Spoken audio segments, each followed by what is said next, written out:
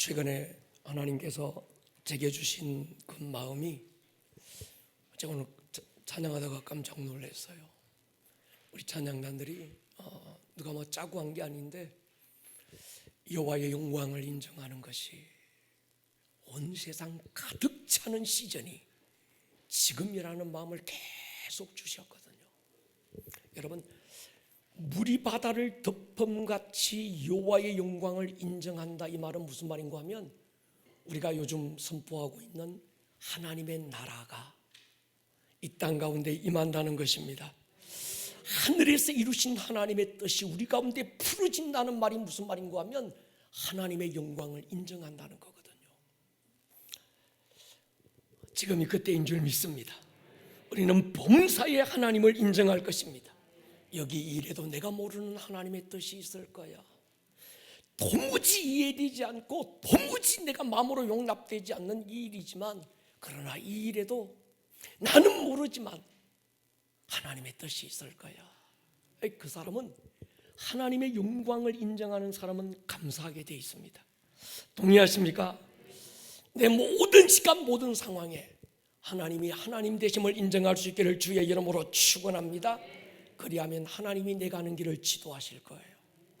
오늘부터 우리가 금요 차례 때 이 하나님의 전신갑주 약 5개월간 우리가 에베소서 6장 말씀을 더 함께 나누게 될 텐데, 우리 교회 이 시즌에 굉장히 중요한 또 하나의 토양을 만들 것입니다. 우리 같이 한번 읽겠습니다. 6장 11절부터 13절 같이 읽을게요. 시작. 마귀의 간계를 능히 대적하기 위하여 하나님의 전신갑주를 입으라. 우리의 씨름은 혈과 육을 상대하는 것이 아니요 통치자들과 권세들과 이 어둠의 세상 주관자들과 하늘에 있는 악의 영들을 상대함이라. 그러므로 하나님의 전신갑주를 취하라. 이는 악한 날에 너희가 능히 대적하고 모든 일을 행한 후에 서기 위함이라. 아멘. 아멘. 할렐루야. 예, 얘들아, 그렇지. 이 아이들이 얼마나 피곤하겠어요. 아침 일찍부터 와서 하루 종일 공부하고 또 열심히 뛰놀다가 땀 뻘뻘 흘리며 뛰놀다가 이 기도의 자리에 앉았다는 게 저게 쉬운 게 아닌데, 특별히 오늘 우리 다음 세대 이 아이들에게 특별한 하나님의 전신갑주가 입히기를 주의 이름으로 축원합니다. 하나님의 전신갑주라는 제목으로 약 5개월간 우리가 함께 나누게 될 텐데, 결론부터 말씀드리면 이 모든 일을 행한 후에 서기 위함이다. 이 모든 일을 행하고도 넘어질 수 있다는 거예요. 이 모든 일을 행하고도 꺾일 수 있다는 거예요. 이 모든 일, 내가 달려갈 길 다 달려간 그 후에 우리가 설 수 있기 위해서 반드시 해야 되는 게 있는데, 그게 뭔가 하면 전신갑주라는 겁니다. 동의하십니까? 여러분, 어떤 한 시즌만 쓰는 것이 아니고 내 인생의 모든 날들 동안 꺾임없이 무너짐 없이 든든하게 서나갈 수 있는 그런 기도가 우리에게 있기를 주의 이름으로 축원합니다. 저는 그런 사람들을 참 많이 봤습니다. 한 시즌에 큰 사역을 마무리하고 안도의 마음을 내려놓는 순간에 적의 불화살에 무너져 버리는 사람들, 적의 불화살에 아주 쓰러져 버리는 사람들을 많이 봤습니다. 요즘 저의 기도가 이겁니다. 하나님, 완주의 은혜를 주십시오. 할렐루야. 어느 구간만이 아니라 내 인생 전체에 대한 완주의 은혜, 중간에 포기하면 안 되는 거예요. 할렐루야. 최후에 웃는 그날까지 하나님, 매 순간 이기고 또 이기는 자가 되게 하여 주십시오. 여러분, 출애굽기 17장 보면 이스라엘과 아말렉과의 최초의 전투가 나옵니다. 요수아와 군대를 전쟁터로 내보내니 모세가 아론과 훌을 데리고 하나님의 성산에 오르잖아요. 모세가 손을 들면 이스라엘이 이기는데 모세의 손이 내려오면 아말렉이 이기는 전쟁 상황을 바라보고 있던 아론과 훌이 편편한 돌 위에 모세를 앉게 하고 양옆에서 모세의 팔을 들어줍니다.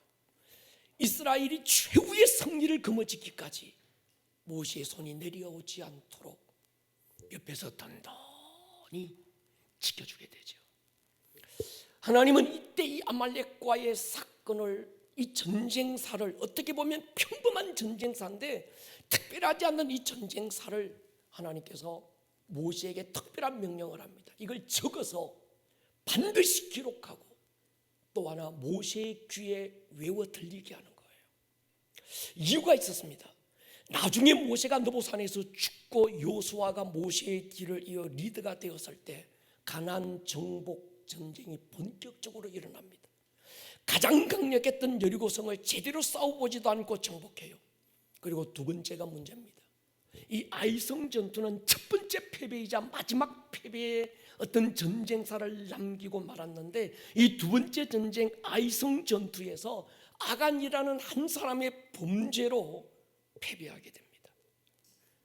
여호수아가 나중에 이걸 돌이킨 다음 하나님 앞에서 아이성을 다시 점령하지요.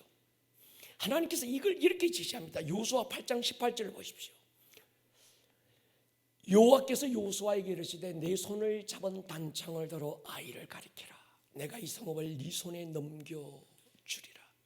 여호수아가 그의 손에 잡은 단창을 들어 아이 성읍을 가리키는 순간에 복병이 나타나서 싸워보지도 않고 이스라엘이 이 아이성을 함락해버리는 사건이 일어납니다. 이 사건의 마무리를 성경은 이렇게 기록해요. 26절에 보면요, 같이 한번 읽을게요. 시작. 아이 주민들을 진멸하여 바치기까지 여호수아가 단창을 잡아 든 손을 거두지 아니하였고. 여러분, 이걸 누구에게 배웠을까요? 모세에게 출애굽기 17장에서 배웠을 거예요. 하나님의 전쟁은 끝날 때까지 포기하지 않는다. 할렐루야. 마지막 최후의 승리를 얻을 때까지 두 손을 내리지 않는 그 출애굽기 17장 여호수아의 귀에 외워 들렸던 그 아말렉과의 전투의 전쟁사를 여호수아는 모세를 통해서 귀에 아주 달달달달 외우도록 그거 들었을 거예요. 그리고 아이성 전투에서 여호수아가 똑같이 하는 거예요. 단창을 들어 아이를 가리키고 그 손이 내려오지 않도록 최후의 승리를 걸머지는 오늘 이 모습을 보게 됩니다. 여러분, 하렘이라는 단어가 있어요. 하렘이 뭔가 하면 하나님의 전쟁을 우리는 하렘이라고 그럽니다. 하렘 전쟁의 특징이 있습니다. 이 하렘 전쟁은 살아있는 모든 생축은 다 진멸하는 것, 그리고 그 전쟁에서 얻은 전리품은 누구도 개인이 취하지 못하고 하나님께 바치는, 그래서 이 전쟁은 하나님의 전쟁이라고 하는 걸 선포했을 때 그 전쟁의 이름을 하렘이라고 부릅니다. 성경의 대표적인 하렘은 우리가 가나안 7족속, 하나님께서 여호수아에게 7족속에 대한 가나안 정복 전쟁을 시작할 때 누구도 남겨두지 마라. 또 하나 아말렉과의 전쟁이었던 거죠. 여러분, 이 하렘 명령을 어겨서 망한 대표적인 두 사람이 있습니다. 조금 전에 제가 말씀드렸던 아간이고 또 하나는 사울 왕이죠. 하나님께서 아말렉을 사울 왕의 손에 붙이시면서 하신 명령이 하렘입니다. 누구도 살아두지 마라. 살아있는 모든 생축은 다 죽여라. 근데 이 사울 왕이 그 명령을 어겨요. 아말렉 왕 아각을 살려두고 살찌고 포동포동한 양들은 죽이기 아까워서 남겨두지요. 나중에 사무엘이 와서 이야기하니까 이건 내가 하나님 앞에 제사하기 위해서 준비하여 남겨두었다, 이렇게 얘기합니다. 그 전쟁사 사울왕의 아말렉과의 전쟁사를 성경은 또 이렇게 마무리합니다. 사무상 15장 9절 보십시오.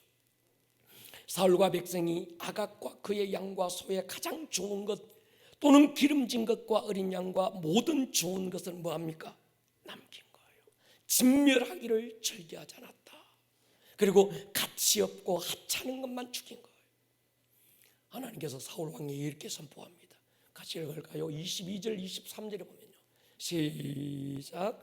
사무엘이 이르되 여호와께서 번제와 다른 제사를 그의 목소리를 청종하는 것을 좋아하심같이 좋아하시겠나이까. 순종이 제사보다 낫고 듣는 것이 순양의 기름보다 나으니 이는 거역하는 것은 점치는 죄와 같고 완고한 것은 사신 우상에게 절하는 죄와 같음이라. 왕이 여호와의 말씀을 버렸으므로 여호와께서도 왕을 버려 왕이 되지 못하게 하셨나이다 하니. 하나님께서 사울 왕을 버리게 되죠. 여러분 99%의 순종도 불순종일 수 있습니다. 농도 있는 순종. 제가 영적 전쟁을 한번 준비해 보면서 그런 생각이 들더라고요. 오늘 이 시대 영적 전쟁은 하렘입니다. 동의하십니까? 그러니까 여러분 최후의 승리를 걸머질 때까지 전신갑주를 입고 취하고 벗지 않을 수 있기를 주의 이름으로 축원합니다. 내 인생 달려갈 길을 다 마친 후에 영광 중에 계신 내 주의 얼굴을 뵐 때, 그때 땀냄새 배인 전신갑주를 벗어 내려놓고 주님 앞에 나의 왕관을 내려놓고 서야 되는 거예요. 할렐루야.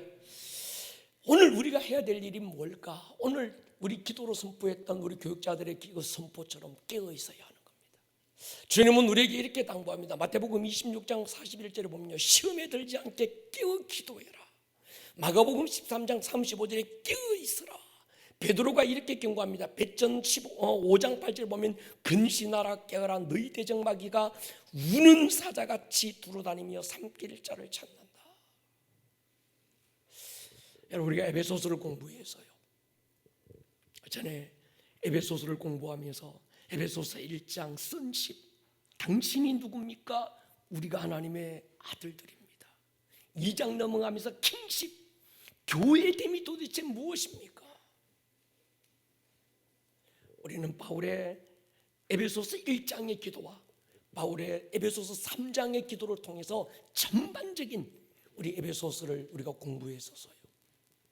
그리고 그 에베소서의 마지막 결론이 에베소서 6장의 이 영적 전쟁의 가장 깊은 핵심이 뭘까? 전신갑주를 입으라는 거예요. 13절 한번 보십시오. 에베소 6장 13절. 그러므로 하나님의 전신갑주를 취하라. 이는 악한 날에 너희가 능히 대적하고 모든 일을 행한 후에 서기 위함이다. 여기서 선다는 말이 굉장히 중요한 것 같아요. 여러분 성경을 보면서 성경은 구석구석에서 서라라는 단어가 굉장히 많습니다. 코로나가 터지면서 하나님께서 가장 먼저 우리 교회에 하박국의 눈을 열어주셨어요.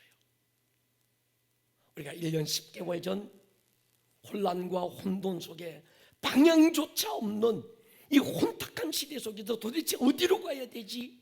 뭘 해야 되지? 혼란 속에 있을 때 하나님께서 하박국을 열어주시면서 불평과 원망, 인간적인 모든 생각 잠재우고 하나님의 성 위에 올라가서 하나님이 하실 일을 보게 하셔서요. 그때 우리에게 눈에 보였던 건 거대한 붕의 파도를 밟고 오시는 주님이었습니다. 그래서 우리 교회 강단 휘장을 이 파도 그림으로 제가 바꿔버렸어요. 저 파도의 머리를 밟고 오시는 하나님, 그 하나님은 물이 바다 덮음같이 여호와의 영광을 인정하는 붕의 때가 올 거라는 거예요. 동의하십니까? In our day, in our time, 우리들의 날에, 우리들의 시간에 붕을 선포하기 시작했고 우리는 붕을 노래하기 시작했습니다. 그 즈음에 금요성회에서 느헤미야를 열어주셨어요. 느헤미야를 통해서 우리가 부심의 길을 걸어가고 있고 우리가 하나님의 부심을 따라서 사명의 길을 걸어가고 있지만 안팎으로 그득 우겨 싸우는 원수의 대적들의 공격이 있다. 가장 교활한 방법으로, 가장 잔인한 방법으로 우리를 대적해오는 보이지 않는 영적 존재들이 있다는 걸 우리는 배웠습니다. 왜 원수들이 우리를 공격해올까? 그 원인을 찾아서요. 하나는 성벽이 허물어진 거였습니다. 먼 곳에서 하나님의 약속에 따라 그들이 바벨론에서 그들이 다시 고토 이스라엘로 예루살렘으로 돌아오긴 돌아왔는데 그들에게 성벽이 다 허물어져 버린 거예요. 모든 환경은 완벽했는데 결정적으로 문짝이 깨어지고 달리지 않았습니다. 오늘 우리가 또 찬양했죠. 문들아 머리 들어라. 그 다음에 들릴지어다. 여기서 문은 뭔가 하면 문은 권세, 권위 그런 말입니다. 이 세상의 모든 권위들은 하나님께 머리를 들어라. 이 말은 하나님의 영광을 인정하라는 거거든요. 할렐루야. 그러니까 느헤미야가 부르심을 받고 와서 성벽이 무너졌구나. 그래서 원수가 우리를 공격하고 있구나. 그래서 모든 어떤 바빌론에서 성벽을 다 쌓았는데도 끊임없이 원수가 또 공격하고 있어. 이 원인이 뭘까 보니까 문짝이 없는 거예요. 그래서 우리가 문짝을 달자. 그리고 우리는 우리 삶에서 무너진 성벽이 무엇인지 점검하기 시작했습니다. 그리고 또 하나, 깨어진 문짝은 없는가? 하나님이 세우신 질서를 내가 거역하고 있는 건 없는가? 하나님의 권위를 내가 지금 무시하고 있는 건 없는가? 돌아보고 이유를 찾기 시작했습니다. 그래서 금요 차례 때 느헤미야를 통해서 우리는 끊임없이 다시 성벽을 쌓고 우리의 삶의 문짝을 달자. 하나님의 질서 안으로 들어가자. 하나님의 그 질서 안에서 순종하기로 결단하자 막 선포했습니다.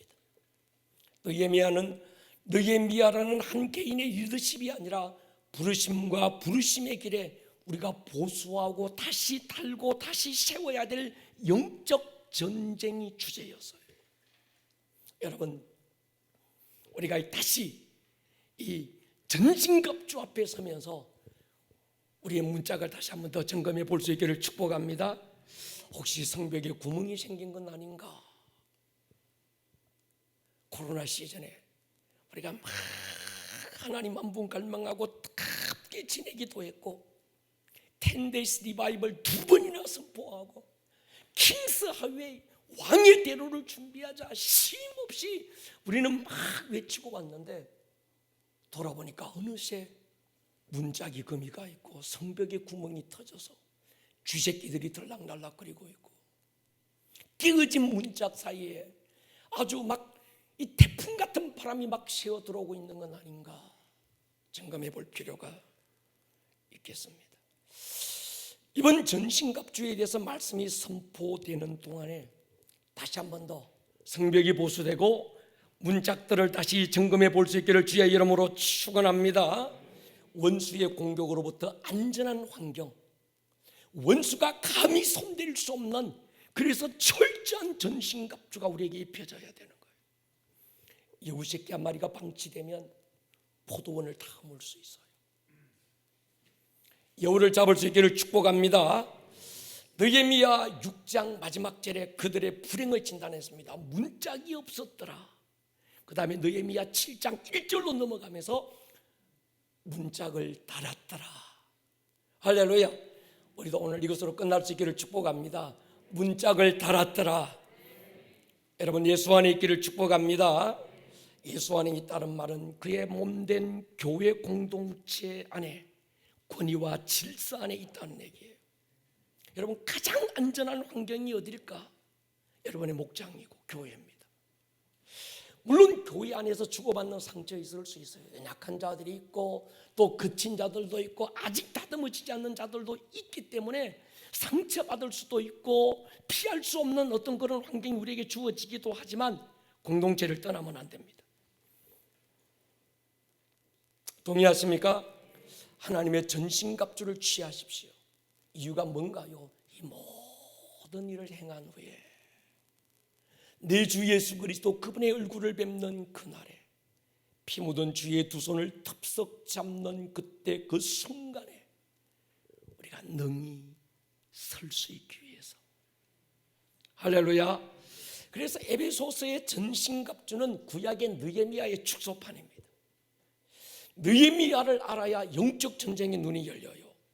느헤미야에서 이스라엘이 고토로 돌아왔지만 끝없는 원수의 공격과 속임과 높은 고리의 이자 때문에 대적들로부터 노예로 끌려가고 가난과 고통의 나날을 보낼 수밖에 없었던 이유,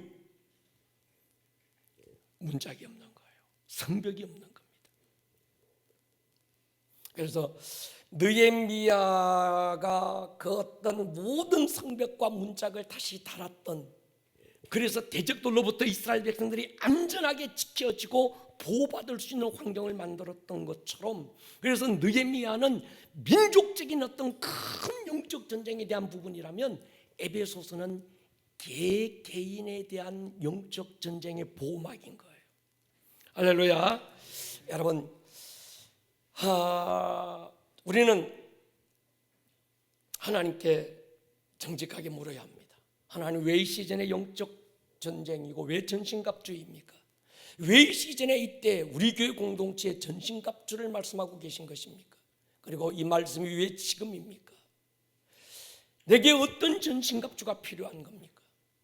내 인생의 어떤 부분이 허물어졌습니까? 내 인생의 어떤 한 부분에 쥐새끼들이 파놓은 구멍 하나, 눈에 보이지도 않고 나는 알지도 못했는데 어느새 보니까 쥐새끼가 구멍 하나 뚫어놓고 그 구멍 사이로 이렇게 원수들이 들락날락, 그래서 내 삶을 초토화시키고 끊임없이 내가 공격받고 있고, 왜 공격받고 있는지, 무엇 때문에 내가 이렇게 지치고, 무엇 때문에 내가 이렇게 무너지고, 무엇 때문에 내가 겉돌고 있는지 나도 모르는 이런 상황 속에서 여러분 다시 눈이 열리는 시간 될 수 있기를 주의 이름으로 축원합니다. 저는 교회적으로도 마찬가지입니다. 마지막 엔타임이 가까웠어요. 며칠 전에 우리 기도하는 목사님들이 모여서 엔타임을 준비하고 같이 우리 PCN으로 기도의 집 그 형제들이 모여서 평창에서 깊이 밤 늦게까지, 새벽까지 우리가 기도하면서 내린 공통의 주제가 뭔고 하면 엔타임이 가까웠다. 주님 오실 때가 가까웠다. 얼마나 가까웠습니까? 노아의 때와 같다. 그런데 노아의 때 빗방울이 한두 방울씩 떨어지고 있는 그때가 지금이라는 거예요. 우리가 내린 결론입니다. 정확히는 잘 모르겠습니다. 그러나 언제가 될지 어느 때가 될지는 모르지만 지금 빗방울이 떨어지고 있는 때입니다. 동의해야 합니다. 할렐루야. 여러분, 이 코로나를 기점으로 시즌이 완전히 바뀌었고 모든 질서가 바뀌었어요. 모든 기준이 바뀌었습니다. 어제의 전신갑주로 오늘을 이길 수 없습니다. 우리는 무장을 새롭게 해야 합니다. 조선시대 칼과 창으로 21세기 핵전쟁을 이길 수는 없는 거지요. 마귀도 굉장히 고도로 진화되어 있습니다. 어제 받은 은혜로 오늘을 유지할 수 없고, 우리는 매일 전신갑주를 입고 취하고 새로워져야 될 줄로 믿습니다. 이 시즌에 우리 교회에 하시는 주님의 음성 너무나도 선명합니다. 마하나임, 우리는 하나님의 군대로 일어설 것입니다. 킹덤, 하나님의 왕국을 세울 것입니다. 이제 우리 교회는 더 이상 젖병 물고 옹알이하는 신생아 병동이 되면 안 됩니다. 우리는 에클레시아, 하나님의 군대로 일어나게 될 것입니다. 할렐루야. 코로나가 터지기 전 이스라엘을 제가 마지막으로 방문했을 때 하룻샘 곁에서 저를 찾아왔던 하나님의 임재에 대해서 몇 번 소개했었습니다. 기도원의 300용사를 마지막으로 남기셨던 그 현장에서 하나님은 저에게 물으세요. 이 300명을 내가 왜 남겼는지 아느냐? 내가 이들을 싸움을 위한 군사로 남긴 것이 아니라 예배를 위한 예배자로 남겼다. 그들이 한 건 아무것도 없었습니다. 그들이 한 건 하나였어요. 제사 때 부는 양강나팔을 분 것밖에 없었습니다. 그런 생각이 들었습니다. 이 시대는 여러분 숫자는 큰 의미가 없는 시대가 되고 말았습니다. 얼마나 많은 숫자의 교인들이 모였는가 하나님께 별 의미가 없어요. 여러분 우리나라 보십시오. 세계 50대 교회 중에 23개가 대한민국에 있었습니다. 장로교 제일 큰 교회가 한국에 있었습니다. 세계에서 감리교 제일 큰 교회가 대한민국에 있었어요. 세계에서 요즘은 달라졌습니다만 70만 명이 모이는 교회가 대한민국 순복음교회에 있었습니다. 그런데 그런 교회가 대한민국에 있어서 한 게 뭐 있습니까? 지금 그 숫자가 아무것도 의미가 되지 않는 이 시대, 오히려 그 많은 숫자가 한국교회에 걸림돌이 되고 부끄러움이 되고. 여러분, 코로나 이후 이 시즌은요, 숫자는 의미가 없습니다. 동의하십니까? 하나님이 남긴 건 딱 300명입니다. 기도원에게 거듭하신 말씀이 있어요. 많다. 기가 안 찼던 이 기도원이, 하나님 그럼 어떻게 할까요? 이렇게 해라 하고 나니까 너무 적은 숫자예요. 그래도 하나님 어떻게 할까요? 그래도 많다. 떠는 자들, 두려워하는 자들 돌려보내라. 물 먹여보고 준비되지 않는 자들도 돌려보내라. 그리고 남긴 숫자가 300명입니다. 제가 이스라엘에 있다가 바로 그리스로 넘어갔는데, 그때 테라모필레스라고 하는 곳에서 하나님은 하롯 셈에서와 같은 하나님의 임재로 저를 덮어왔어요. 그곳은 그리스 300용사들이 페르시아의 60만 대군과 맞서 싸웠던 역사적인 현장이 바로 테르모필레스였습니다. 그곳은 온천 지역이에요. 길가에 큰 냇가가 흐르는데 유황 온천으로 냄새가 진동하고, 길 가다 보면 그 큰 냇가에 김이 무릉무릉 나더라고요.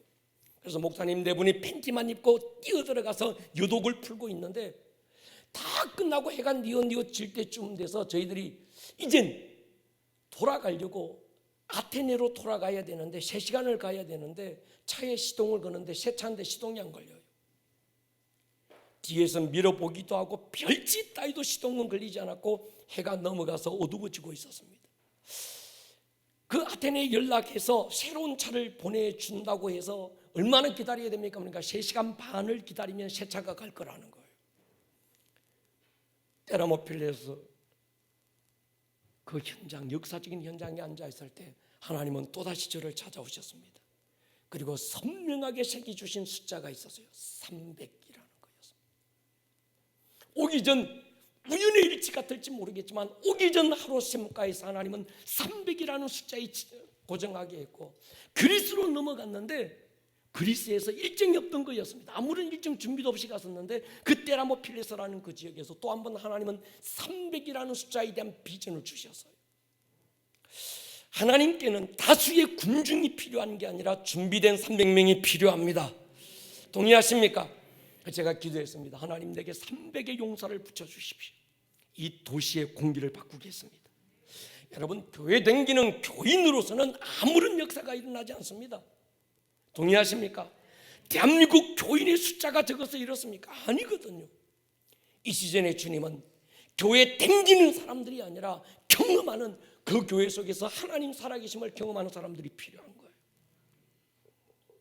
음부의 권세를 이길 수 없는 교회됨을 회복한 주님의 군대들, 이 도시의 주인이 하나님이심을 선포하고 우리 바다를 덮음같이 여호와의 영광을 이 도시가 인정하게 되는 길을 선포하고 바라보고 외칠 수 있는 그런 준비된 300명. 제가 하나님께 기도했습니다. 요즘도 하나님, 작년들 그냥 그런 사람들 말고 정말로 하나님의 싸움을 싸울 수 있는, 하나님을 위해서 목숨 걸 수 있는 300명을 내게 붙여주십시오. 그러면 하나님, 그들을 통해서 다음 세대들을 일으키고 이 도시가 하나님의 주인인 것을 선포할 것입니다. 할렐루야. 그런 일에 쓰임받을 수 있기를 주의 이름으로 축원합니다. 우리 교회는 하나님의 군대예요. 정체성이 굉장히 중요합니다. 교회에 대한 정체성, 음부의 권세를 이길 수 없는, 음부의 권세와 맞짱떠서 아주 박살낼 수 있는 에클레시아, 하나님의 군대, 그게 교회거든요. 이 땅에 교회라는 이름조차 없을 그때 주님은 마태복음 16장에서 주님의 심장 속에 교회라는 어떤 한 생명을 착상시켰고, 사도행전 2장에서 착상된 생명이 응애하고 태어나면서 하나님의 군대로 일어나기 시작했던 것이 사도행전적 교회였어요. 그러나 우리가 아직은 어리버리한 신병일 수 있습니다. 아직은 무장되거나 훈련되지 못한 이등병일 수도 있습니다. 그러나 이등병이든 어리버리한 군인이든 우리의 정체성은 군인입니다. 아가서를 강의할 때 제가 말씀을 드렸어요. 신부의 영성과 군사의 영성은 다르지 않다.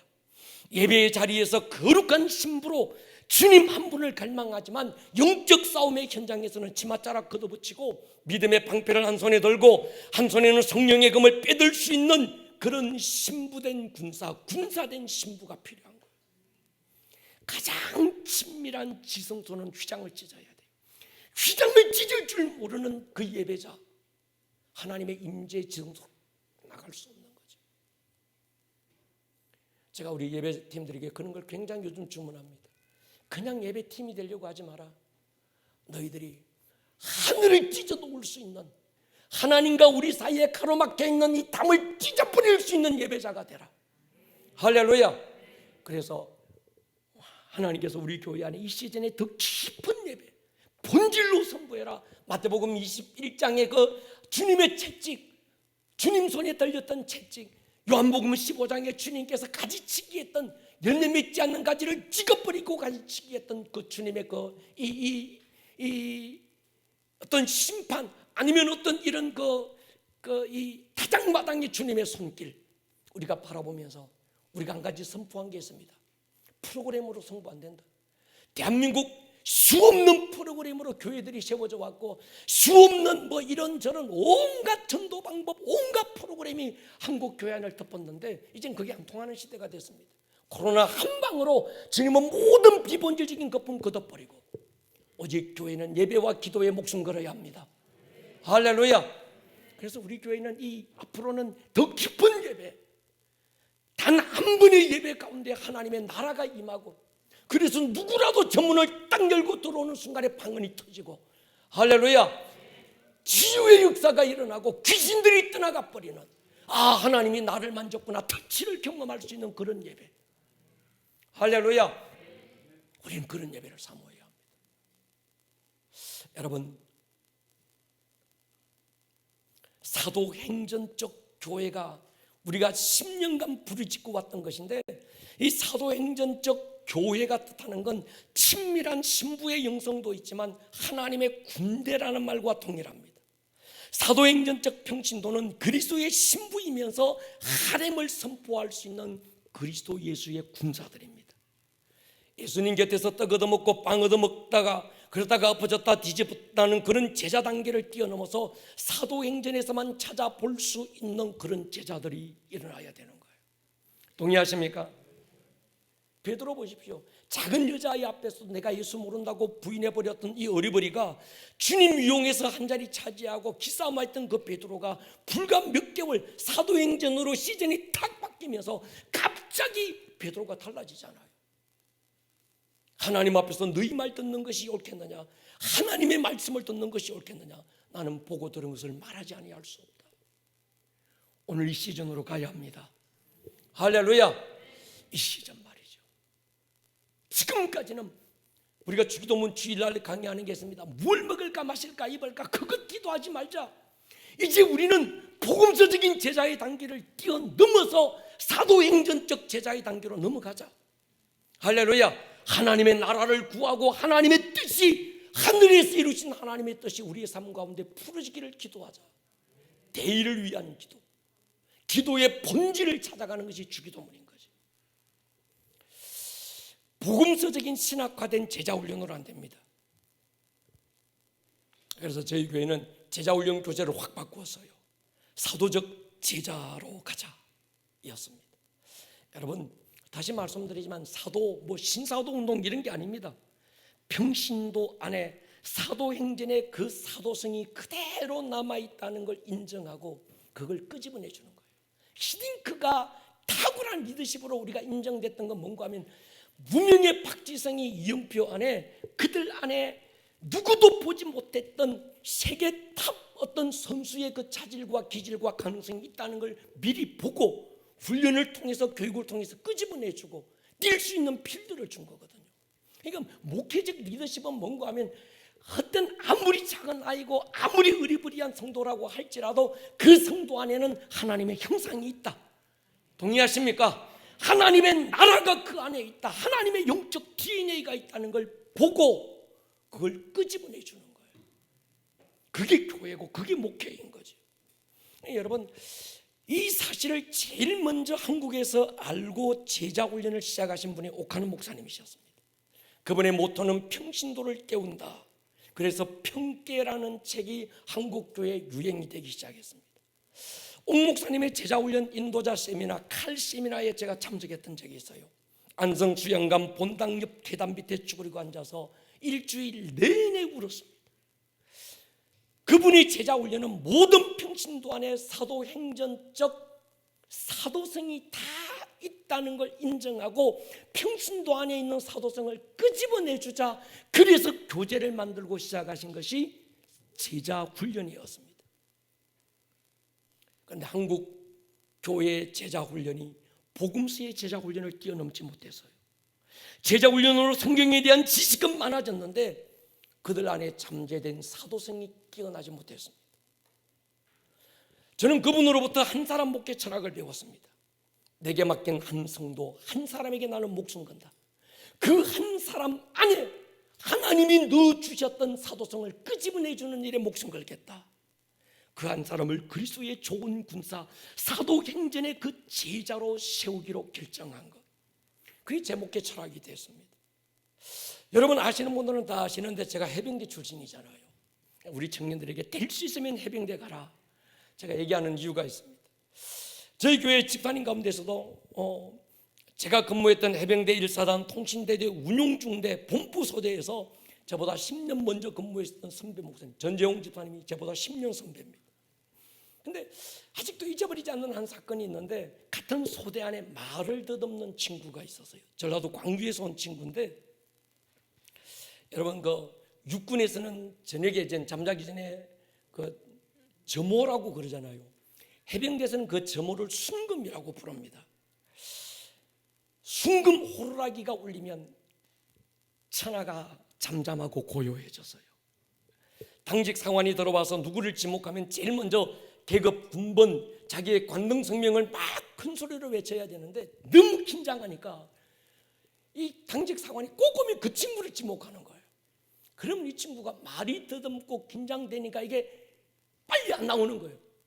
그러면 이제 또 기합받고 그건 못했다고 그래서 이제 순금 끝나고 나면 밤새 우리는 잠자는데 밤새 매 맞는 소리가 쿵쿵쾅쾅. 같은 쫄병인 우리는 긴장해서 잠도 제대로 못 잤던. 근데 그 친구가요. 근데 그 친구 뭐 혼자만 맞은 게 아니고 그 친구가 하나 잘못하면 거기에 있는 모든 우리 소대 안의 사람들이 그날 밤에 줄바따를 맞는 거예요. 그러니까 순금이 끝나고 난 다음 고참이 뭐 타작 한번 하고 그 친구만 대놓고 이제 밤새 잠 안 재우고 묻는 거예요. 이름이 뭐냐, 군번이 뭐냐, 집이 어디냐. 그러니까 이 친구가 막 말을 더듬고 긴장하고 막 하나 틀리면 그냥 뭐 발길이 날라오고 얼굴에 막 부딪히고 막 이러니까 긴장하니까 이게 말이 더듬더라고요. 하다가 얻어 터지고 숨 한 번 크게 쉬다가도 얻어 터지고. 근데 여러분 해병대가 못 고칠 사람이 없더만요. 이 친구가 병장이 되니까 말을 안 더듬어지기 시작했어요. 눈빛이 달라지기 시작했습니다. 여러분 우리가 아직은 영적 전쟁을 경험하지 않았고 아직은 그리스도의 군사로 무장이 서툴고 부족할지라도 우리 교회는 해병대입니다. 동의하십니까? 우리 교회는 뭐 도시락 들고 군대 가고 그런 거 아닙니다. 동의하십니까? 예, 우리 교회와 함께하는 동안 누구도 능숙한 그리스도의 군대로 일어날 자신을 기대할 수 있기를 주의 이름으로 축원합니다. 그래서 우리는 숫자가 부럽지 않습니다. 특히나 지금 이 시즌은 더욱 그렇습니다. 12만 명이 달려들어도 300이면 충분하다. 동의하십니까? 그래서 기도하는 거예요. 하나님 300명만 붙여주십시오. 그냥 우리 애들 빼고 다음 세대 빼고 어른들 중에서 정말 훈련된 하나님이 뺀 중에 또 빼고 고른 중에 또 골라서 하나님이 남긴 중에 또 남긴 300명. 할렐루야. 그럼 이 도시의 공기를 우리가 바꿀 줄로 믿습니다. 예, 자유가 있지만 거룩한 질서가 있는 곳, 세워진 권위 안에서 자발적인 순종이 있는 교회, 율법이라는 틀에 갇혀서 두려움에 뜨는 쫄장부가 아니라 주님을 사랑함으로 자신을 내어드리는 예수의 사람으로서의 우리 교회, 이것이 이 시즌에 우리 교회의 정체성이 되어야 될 줄로 확신합니다. 보면 이사갈 지파에는 시세를 분별하고 이스라엘 백성들이 마땅히 행할 바가 무엇인지를 아는 리더가 200명이 있었대요. 저도 그렇게 기도합니다. 하나님, 시세를 분별할 줄 아는, 시즌을 분별할 줄 아는, 이 시즌에 하나님의 마음을 읽어낼 줄 아는, 그리고 그 가슴 속에 주님의 심장을 가진 리더들이, 평신도 리더들이 우리 교회에 일어나게 하여 주시옵소서. 성전은 제사의 개념이 강하지만 교회는 예배의 개념보다 그리스도의 군대의 개념이 훨씬 더 강합니다. 특히나 우리 교회는 인천이라고 하는 이 도시에 하나님의 킹덤을 세울 교회로 부름받은 줄로 확신합니다. 디모데후서 2장 보십시오. 3절 4절 같이 한번 읽을게요. 시작. 너는 그리스도 예수의 좋은 병사로 나와 함께 고난을 받으라. 병사로 복무하는 자는 자기 생활에 얽매이는 자가 하나도 없나니 이는 병사로 모집한 자를 기쁘게 하려 함이라. 너는 그리스도 예수의 그저 그런 병사 말고, 나쁜 병사 말고 좋은 병사, 두려움에 떨어서 떠나갔던 사람, 그 못된 병사입니다. 물 먹을 때 준비가 안 돼 있는 사람, 그저 그렇고 그런 병사예요. 남겨진 300명 좋은 병사입니다. 할렐루야. 저와 여러분들이 되어야 될 줄로 믿습니다. 결정적인 날에 주님은 좋은 군사들을 남기실 때 오늘 이 전신갑주에서 서기 위함이다. 그 300명 앞에 설 수 있는 사람. 할렐루야. 여러분, 두 가지를 얘기합니다. 하나님의 전신갑주를 입어라, 또 하나는 하나님의 전신갑주를 취해라. 두 단어를 사용하고 있는데 집중해야 합니다. 입어라는 말은 소극적이고 방어적인 자세예요. 그런데 취하라는 말은 적극적이고 공격적이고 능동적인 자세를 말합니다. 우리는요, 입어야 되지만 취해야 될 줄로 확신합니다. 이런 영적 혼돈과 혼란으로 무엇이 진리인지, 무엇이 바른 믿음인지, 무엇이 하나님으로부터 왔고 무엇이 세상으로부터 왔는지를 모르고 혼란스러워하는 이때 우리는 하나님의 전신갑주를 입는 게 굉장히 중요합니다. 전신갑주는 원수의 공격으로부터 자신을 지킬 수 있는 머리끝부터 발끝까지 완전히 무장된 전투복.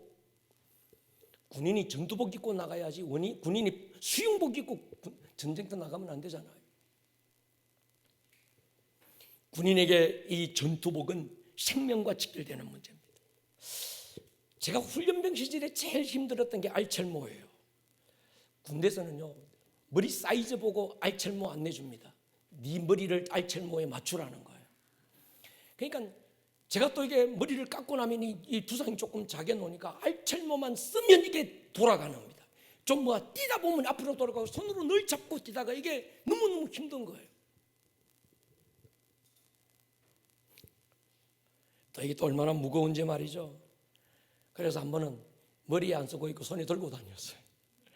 그러다가 대대장에게 걸려서 중대장 막 조인트 까이고 저 때문에 그날 저는 그 주일날 아침부터 저녁까지 완전 무장하고 대대병 이 운동장을 하루 종일 뛰어야 됐던, 그래서 기합 톡톡하게 받았던 게 알철모였습니다. 여러분, 귀찮다고 갑옷 벗어던지면 안 됩니다. 동의하십니까? 영적 전쟁과 전신갑주는 선택의 문제가 아닙니다. 내가 괜히 말이야 점잖하고 조용하고 그냥 주일날 도장 한번 찍어줘도 감사해서 고맙다고 말하는 그런 교회 쎄꽃이 있는데, 하필이면 오봉산자락에 숨겨져 있는 아름다운 꿈의 교회에 내가 와가지고, 그리고 목사님 만나서 막 영적 전쟁이 어떻고, 내가 왜 이런 교회 만나서 이런 생고생을 다 하나. 여러분, 아니에요. 모른다고 면제받는 게 영적 전쟁이 아닙니다. 모르면 당장에는 무식해서 편안하고 좋을 수 있습니다. 그러나 당신의 영혼은 치명적인 타격을 입을 것입니다. 여러분, 가장 큰 죄는 무지예요. 모르는 겁니다. 모른다고 영적 공격에 우리가 제외되지 않고 면제받는 거 아니거든요. 따라합시다. 알아야 한다. 여러분, 한 부자가 음부에서 아브라함을 향해 부르짖는 게 뭡니까? 아버지 아브라함이요, 나는 이런 영적 세계가 있는지 몰랐습니다. 천국이 있고 음부가 있는지 난 몰랐습니다. 나는 몰라서 더 이상 돌이킬 수 있는 방법이 없지만 아직 저 세상에는 이 사실을 알지 못해서 게세라세라 놀고 있는 내 형제들이, 내 가족들이 남아 있습니다. 누가 가도 안 들을 텐데 죽었던 나사로가 다시 살아나서 저들에게 이 영적 세계, 육의 세계를 뛰어넘어 영적 세계가 있다는 걸 알려주면 그들이 돌이킬 수 있을지 혹 알겠습니까? 여러분, 이 이야기에서 얘기해 주는 게 핵심 뭡니까? 모른다고 피할 수 있는 게 아니라는 거예요. 동의하십니까? 자, 전신갑주 그림 하나 보여드리려고 그래요. 재밌지요? 제가 잊어버려서 이걸 영어 빨리 성민 전사한테 얘기해서 이걸 잘 영어로 된 걸 한글말로 잘 풀으라고 제가 하려고 했는데 그걸 잊어버렸어요. 처음부터 앞으로 이제 제가 매번마다 이게 영적 전쟁이 전신갑주에 대한 그림을 보여줄 텐데 처음부터 너무 강력한 거 보여주고 나면 여러분들이 질릴까봐 재밌는 캐릭터를 찾고 찾은 게 저거였어요. 재밌죠? I'm ready. 여러분 보십시오. 전신갑주 첫 번째 목적은 보호지요. 원수의 불화살, 창과 칼의 공격으로부터 자신을 보호하기 위하여 하나님께서 우리에게 주신 것이 이 전신갑주의 목적입니다. 또 하나는 전투의 효율성입니다. 특히 진리의 허리띠는 모든 전신갑주의 권한입니다. 우리가 다음 주도 이번 주는 전신갑주를 입어라, 다음 주는 전신갑주를 이제 적극적으로 취하자, 그 다음 주는 우리가 진리의 허리띠. 여러분, 전신갑주를 얘기하면서 제일 먼저 우리가 생각할 때 머리에 두고 써라, 여기서부터 내려와야 될 것 같은데, 그래서 발끝까지 진리의 어떤 이 복음의 평안의 신발까지 가야 되는데, 이 바울은 제일 먼저 진리의 허리띠부터 우리에게 얘기하고 있어요. 이 진리의 허리띠가 굉장히 중요합니다. 제가 코나에 갔을 때 코나의 아버지라고 불리는 임치일 장로님께서 재밌는 이야기를 들려주셨어요. 우리나라에 힙합하는 친구들 보면 대개가 청바지 엄청 폼 넓은 걸 엉덩이 걸치고 다니잖아요. 그러면서 막 손가락 이렇게 하면서 막 폼 잡고 어리꾸구정 해가지고 막 어떤. 근데 원래 미국에서 범죄자들을 경찰이 잡을 때 제일 먼저 허리띠불을 푼대요. 그러면 이게 바지가 엉덩이 밑에 축 걸쳐져서 도망을 못 간다는 거예요. 그게 우리나라의 힙합의 원조가 됐대네. 그러니까 얘들아, 엉덩이에 걸치고 다니지 마라. 잡혀가는 수가 있어요. 여러분, 군사가 허리띠가 고정이 안 되면 전쟁에서 제대로 못 싸웁니다. 그래서 허리띠가 굉장히 중요한데 그 다음 주에 이 진리의 허리띠가 얼마나 중요한지 또 뭔지 우리가 보게 될 겁니다. 허리띠, 신체의 중심을 잡아주고 모든 에너지를 모아주고 받쳐주는 것. 그래서 전신갑주는 처음엔 소극적으로 입어야 되는 수동적인 거지만 이젠 더 나아가서 능동적으로 취해야 되는, 공격적으로 싸울 수 있는 어떤 디자인이 이 전신갑주입니다. 그런 얘기가 있더라고요. 칭기스칸이 이끄는 몽골의 군대가 세계를 지배할 수 있었던 이유가 여러 가지가 있는데 하나는 중세 유럽의 군인들의 갑옷이래요. 너무 여기부터 시작해서 이것저것 쓸데없는 걸 너무 많이 가져놓으니까 이게 결정적으로 싸울 힘이 없다는 거예요.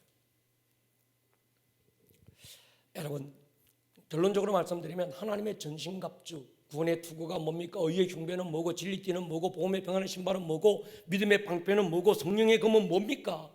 한마디로 모든 것이 이것저것 따로 있는 게 아니라 말씀이에요. 진리입니다. 투구로서의 말씀, 흉배로서의 말씀, 성령의 검으로서의 어떤 그 말씀, 이게 다 말씀인 거예요. 하나는 우리가 찾아가게 될 겁니다. 어떤 병사는 여러분 보십시오, 엄청나게 큰 투구만 덮어쓰고 다니는 사람들이 있어요. 어떤 병사는 의의 흉배만 겹겹이 붙이고 다닙니다. 어떤 사람은 군인들의 그 무거운 워크 신발만, 다른 건 다 무방비하고 그것만 신고 다니는 친구 있습니다. 이게 전신갑주는 전인적인 무장이에요. 사람들 그러잖아요. 내가 좋아하는 말씀, 내게 위로가 되는 말씀, 그것만 늘 암송하고 그것만 적용하고. 그러니까 어떤 사람은 평안의 신발만 맨날 신고 다니는 거예요. 나머지는 여기 뭐 머리 얻어 터지고 가슴 찔리고 막 이러면서 뭐 신발만 배딱 큰 거 신고 다니는 사람이 있어요. 어떤 사람은 구원의 투구만, 나는 구원받았어야, 나는 구원의 확신이 있어야, 지금 죽어도 난 구원받아야 구원의 투구만 쓰고 다니는 사람. 우리는 머리끝부터 발끝까지 모든 부분이 주의 말씀으로 무장해야 될 줄로 믿습니다. 따라합시다. 마시고, 크게 하세요. 마시고, 먹고, 씹고, 뜯자. 제가 옛날에 보았던 그 광고 하나 생각이 나서 만들었어요. 말씀을 마셔야 되고, 말씀을 먹어야 되고, 말씀을 씹어야 되고, 말씀을 뜯어야 돼. 마신다는 게 뭘까? 듣는 거예요. 오늘 시간 잘 마실 수 있기를 축복합니다. 말씀을 씹는 게 뭘까? 먹는 게 뭘까? 말씀을 먹는다는 건 말씀을 읽는 거예요.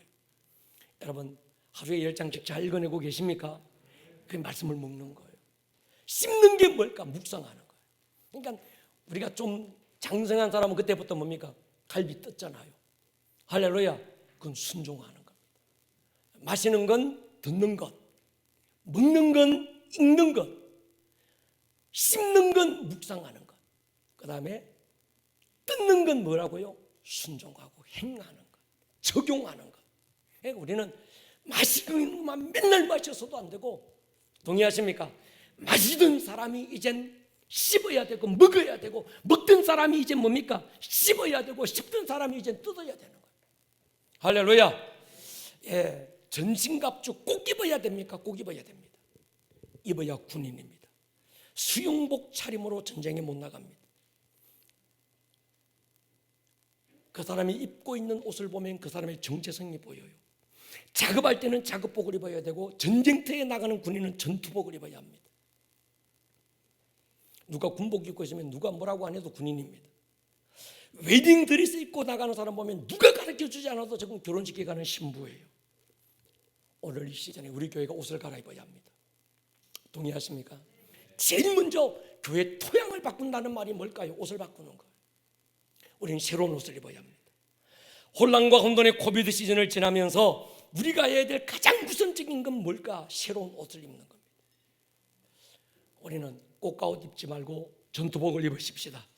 전신갑주를 입어야 될 줄로 믿습니다. 왜 목사님 전신갑주를 입으라고 합니까? 성경은 우리에게 말해요. 마지막 날에 너희가 이 모든 일을 행한 다음에 서기 위함이다. 끝까지 이기기 위해서, 할렐루야, 완주할 수 있기 위해서. 우리에게 포기는 김장할 때나 쓰는 겁니다. 아재기 그죠? 할렐루야. 예, 우리는 이미 내 왕국을 포기한 자들입니다. 내 꿈을 포기하고 나의 비전을 포기한 자들.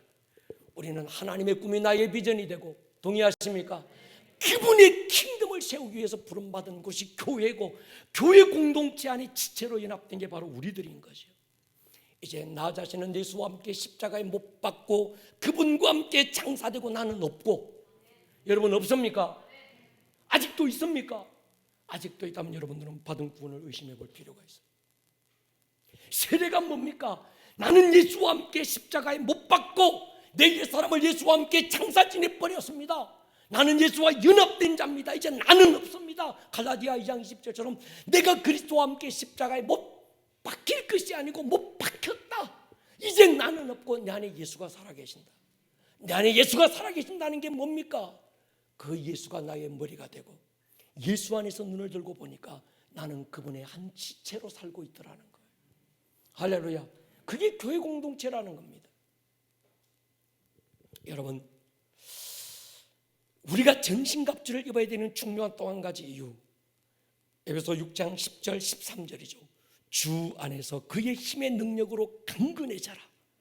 혈과 육이 아니라 영적 세계에서 실존하고 있는 실제에서 우리의 삶에 엄청난 영향력을 미치고 있는 악의 영들과 상대하고 싸우기 위해서. 할렐루야. 우리가 지나치게 마귀, 귀신 얘기하는 것도 문제가 될 수 있지만 마귀의 존재를 부정하는 건 더 큰 문제가 될 수 있습니다. 그리스도인들조차도 얘기해요. 마귀가 어디 있노? 이 시대에 귀신, 말도 안 되는 얘기하지 마라. 그 사람은 하나님도 부인할 가능성이 큽니다. 여러분, 이 영적 전쟁, 전신갑주에서 세 가지를 인식하셔야 돼요. 따라합시다. 위로 하나님. 첫 번째, 하나님을 인식하셔야 돼요. 여러분들의 삶에서 어떤 문제가 생겼든지 어떤 상황이 딱 놓여졌을 때 제일 먼저 생각해야 될 게 뭔가 하나님입니다. 하나님과 나 사이에 막힌 게 없는가? 오늘의 이 상황 앞에서, 오늘의 이 사건 앞에서, 오늘의 이 문제 앞에서 하나님과 나 사이에 가로막혀 있는 장애물은 없는가? 하나님과의 관계를 점검해야 돼요. 막힌 것이 있다면 적시로 해결하고 무릎 꿇고, 도무지 알 길이 없으면 성령님 앞에 무릎 꿇고 생각나고 발견하게 달라고 기도하시고 지혜와 계시의 영을 부어주셔서 하나님과 나 사이에 가로막혀 있는 담이 뭔지 우리는 진단을 해야 되는 거예요. 제일 먼저 하나님, 두 번째 내 자신이에요. 원치 않게 내게 열려있는 건 없는가? 내 기질적인 문제로, 가문에 내려오는 어떤 전통과 아니면 어떤 그런 분위기 때문에, 어떤 정서 때문에 나도 모르게 열려있는 어떤 부분은 없는가? 내 자신을 보는 거예요. 마지막으로 보아야 될 게 있습니다. 영적 존재를 보는 거예요. 동의하십니까? 여러분, 이거 굉장히 중요합니다. 첫 번째, 누구를 보라고요? 하나님과 나와의 관계를 봐. 하나님을 봐라. 위로 봐라. 도대체 무엇이 하나님과 나 사이에 이 어떤 이 장애물이 되고 있는가? 거기서 발견 안 되면 두 번째는 뭘 보라고요? 나 자신을 보는 거예요. 내게 열려 있는 건 없는가? 내게 지금 무엇이 열려 있는가? 느헤미야가 산발랏과 싸우지 않습니다. 느헤미야는 열려 있는 문짝을 다시 고치는 거예요.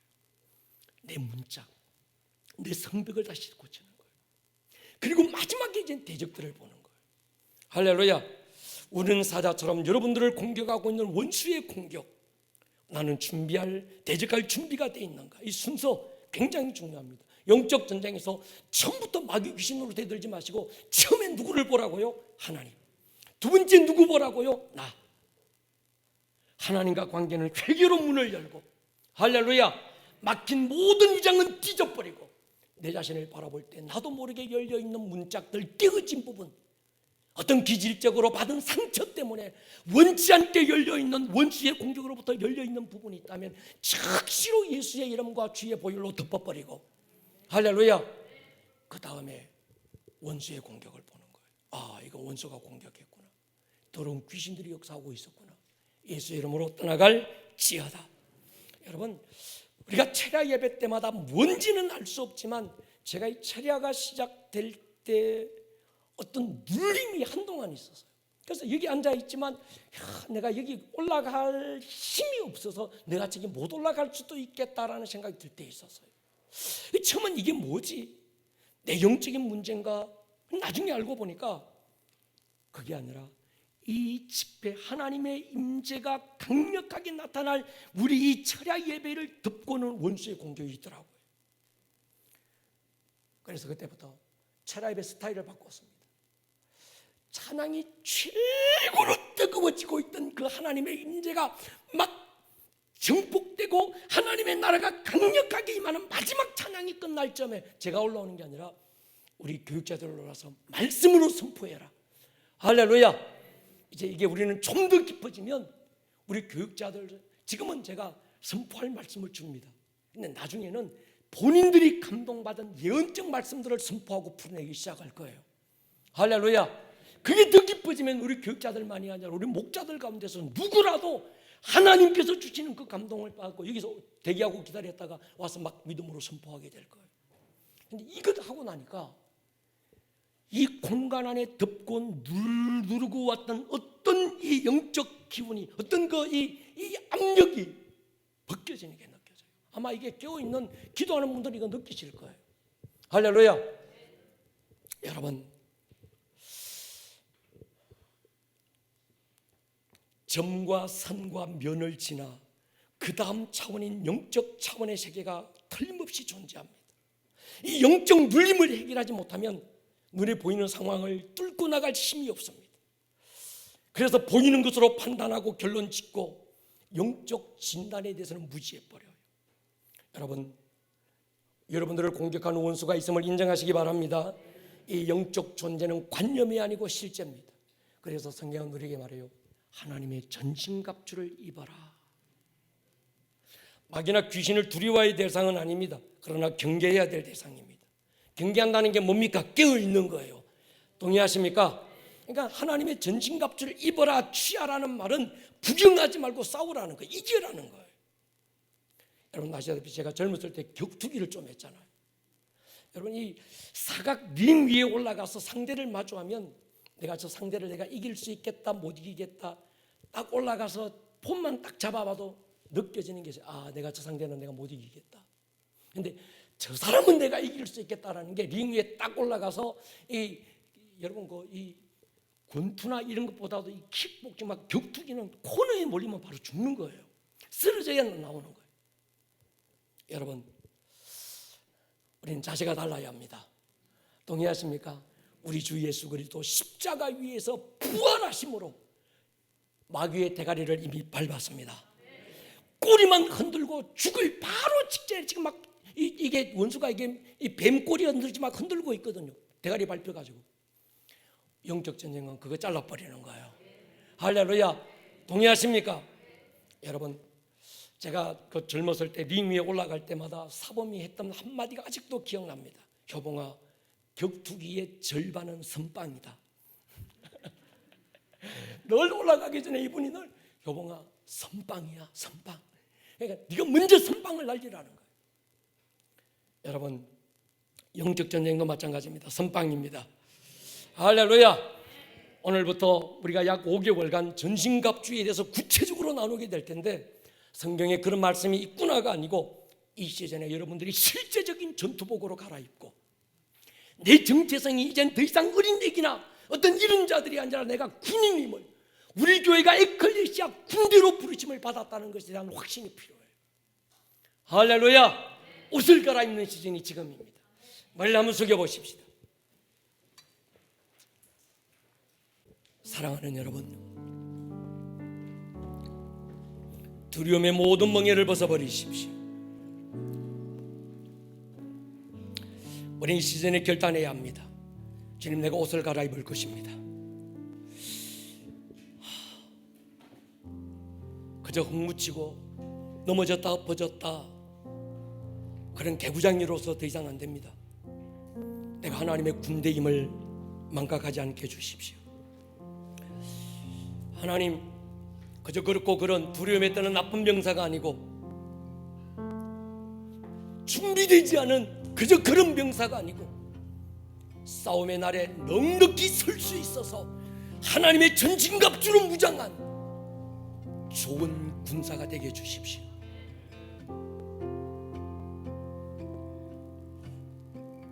예수님 따라다니며 말씀 배우고 떡을 얻어먹고 빵을 얻어먹고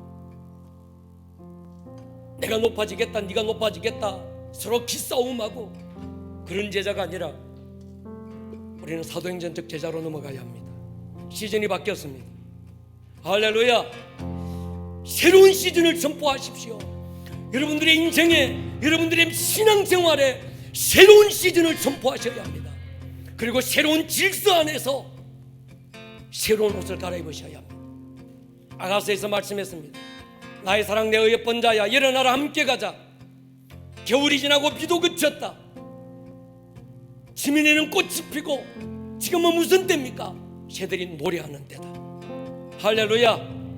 그리스도 예수의 군사들이 하나님의 성리를 선포하고 노래하는 때 바로 지금입니다. 주님, 전신갑주를 입게 해주십시오. 전신갑주를 취할 것입니다. 머리끝부터 발끝까지 주님, 내가 이제 모든 옷들은 벗어놓고 새로운 옷으로 하나님의 전신갑주로 갈아입게 도와주십시오. 우리 교회가 하나님의 군대로 일어나게 도와주십시오.